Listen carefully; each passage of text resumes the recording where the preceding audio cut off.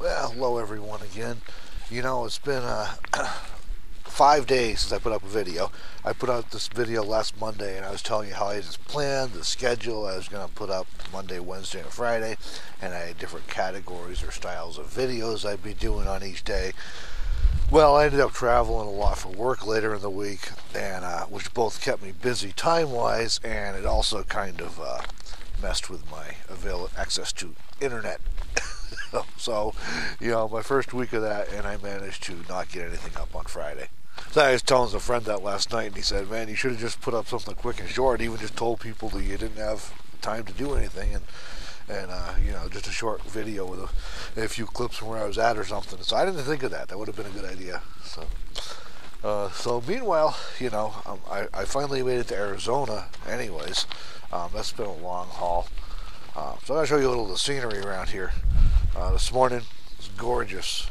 But I want to talk a little bit in this video about why I make YouTube videos. Now, you know, people make YouTube videos for different reasons, and you know, I started my channel a year ago this month. Today is October 16th, so I think it was the 28th or 29th, something like that. The end of October last year when I put up my first video, The Wild Horses of Nevada, which was pretty cool. I could have done a better job with the videography and editing now than I did then, but you know, some of the content I had was still cool. So that was the first one I put up. So it's been a year now I've been doing this, and that time I've put up, you know, solidly over 100 videos. And there were some, it was pretty sporadic at first when I first was getting going with it. You know, I just didn't, it was like every once in a while when I thought of it or when I had something I felt inspired to do a video about, but it wasn't any kind of regular thing I was doing. So over time I got more consistent about it and more serious about it. One of the cool things where we're camped right now is that almost every morning there's a bunch of hot air balloons fly over right near camp. So why do I make YouTube videos? The thing about YouTube videos is, unless you're just putting up garbage, you're just shooting something on your phone or whatever and uploading without editing. And there are some channels out there like that. I don't watch them even, you know. I try to put up the best product I can with the time and resources and gear that I have available to me. You know, I try to be respectful of my viewers' time and attention, and try and put out the best thing I reasonably can with what I got to work with. I've upgraded my gear. I don't have all my gear quite to where I'd like it to be, but I've upgraded it enough to the point that it's usually not gear that's the limiting factor anymore. These days, it's usually more time that's the limiting factor in terms of making it any better than what it is already.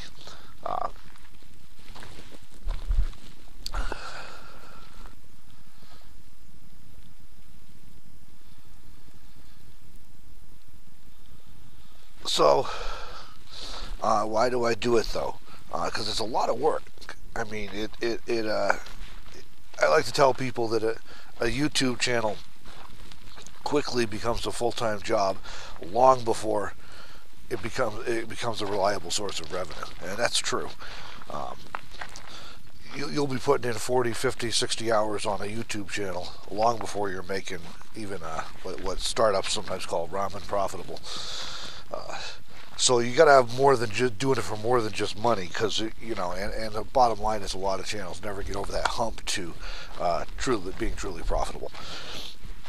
I'll talk a little more about that in another video, about some of the economics of YouTube, because I know there's a lot of misconceptions about it until you get into it and start experiencing it. So I'll share with you some of that stuff, and some of you are interested in starting channels and things, so I'll go over some of that information with you.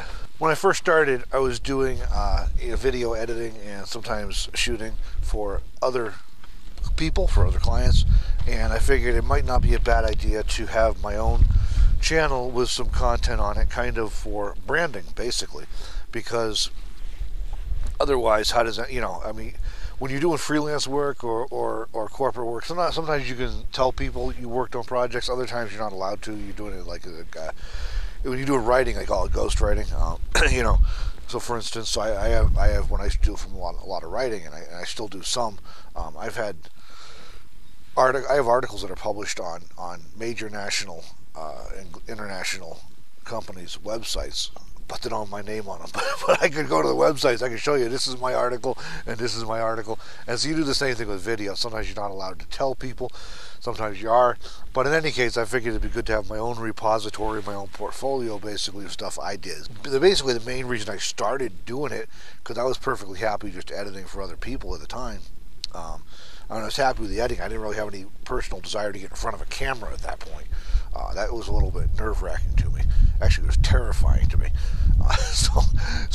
You know, eventually, that was the reason I started was to get just basically for branding, to have a channel set up where I could show people what I was doing. Over time, then, it also began to be something that was just kind of fun that I enjoyed doing. As I got a little more used to it, and I could have fun with it. So I did that. I also enjoy, I go a lot of places that are really beautiful, and so I enjoy being able to share some of those experiences in those places. And that was kind of interesting, because when I first started doing YouTube videos, when I first started sharing, like I'd either do a video with some nature stuff or include a clip with some nature stuff, and I wasn't sure if people would even like that, if they'd care about it, because it was definitely outside of the niche of what I saw mostly in the van life videos at the time, at least. And so I wasn't even sure if that would go over, and it turns out that most of you, my viewers, do enjoy the nature ones, and so I do quite a bit of them now. But I enjoy sharing that. But that was kind of a whim to try that out. I also benefited tremendously from other people and their willingness to share knowledge about van life when I was getting started. And so this is a way for me to pay some of that back, or pay it forward, or however you want to figure that. Bottom line is, so I don't always have some new insight to add, though sometimes I do. Sometimes I put up something that nobody else is talking about. But a lot of times I'm talking about something else, or sharing information that you can find in other places. What I'm doing is putting my own perspective on it, or my own spin, my own style. That's something I did for a long time as a journalist. You know, sometimes you're putting out breaking news, other times you're collating and gathering information and packaging it up in a way that's understandable for people. So there is also, with YouTube, there's a financial component that if you can get over a certain hump, you can make some money at it. I make a little money off ads and a very little money off Amazon affiliate links that y'all can click on in the description. Sometimes I'll put a product link in there. If you buy stuff from Amazon, I get a couple percentage kickback. I like that program because it doesn't, you don't get charged any extra. You know, it doesn't cost you anything to support the channel that way. But if you're going to buy something from Amazon anyways, you know, it's a way for you to support a website or a YouTube channel or whatever. So I make, I make a little bit of money off ads and off that. Not a ton yet. Definitely not not even close to minimum wage for the amount of work I put in. I don't know, $1 or $2 an hour maybe is what it comes up to. But if you can get over a certain hump, you can make some money with YouTube. But that's basically I look at it more these days as like a part-time job that helps to supplement. So those are just a few of the reasons why I make YouTube videos.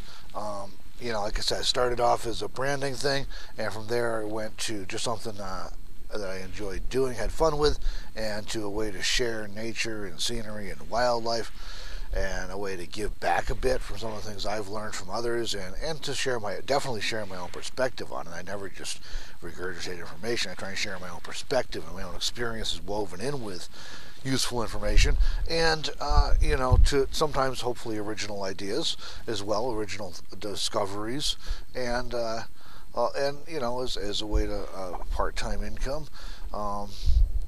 So it's also a great way to meet people. By the way, I got to meet some great people that are viewers, and I have many more who have contacted me and are interested in meeting up whenever we are in the same area, maybe in Arizona this winter. So that's really cool. So there's just a lot of reasons why I do this. It's a lot of work, but I find it to be rewarding and worth putting it in. And hopefully I won't miss another video this Friday. I think my schedule will be getting a little more steady now, so that'll help a lot. So, and you know, it also gives me a chance to share things like hot air balloons flying overhead early in the morning while it's still cool and hasn't heated up for the day yet. So that's fun. So I hope you found that interesting. You know, the reasons I make YouTube videos. Like I said, it had been just about, it's basically a year this month since I started my channel. I thought, you know, maybe it'd be a good time to talk about that, why the heck I'm doing this. Because I've talked to several people recently who have YouTube channels, and they have different reasons. People have different reasons for why they're doing it. Now that it's coming up to like 1 year anniversary of this channel, I figured it'd be a good time to think about that a little bit and put together a short video sharing that. So, you know, more coming up this week. I got another travel video coming up Wednesday. This will be the last one from Moab. Just amazing scenery up there. So one more from Moab, because it's like everywhere you go up there, there's different stuff to see. So that's why there's so many from there. And we spent a few weeks there as well, of course. So then I'll be on the road heading south and into southern Utah. You'll see some travel videos from southern Utah and eventually from Arizona.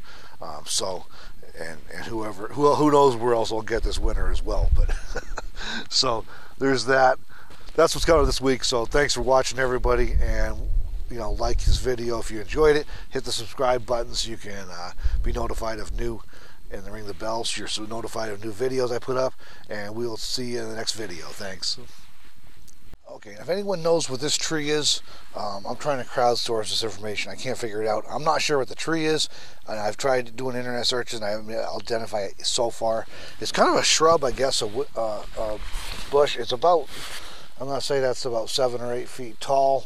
I'll show you the leaves here. I would sort of describe them as something of a cross between like a holly leaf and an oak leaf.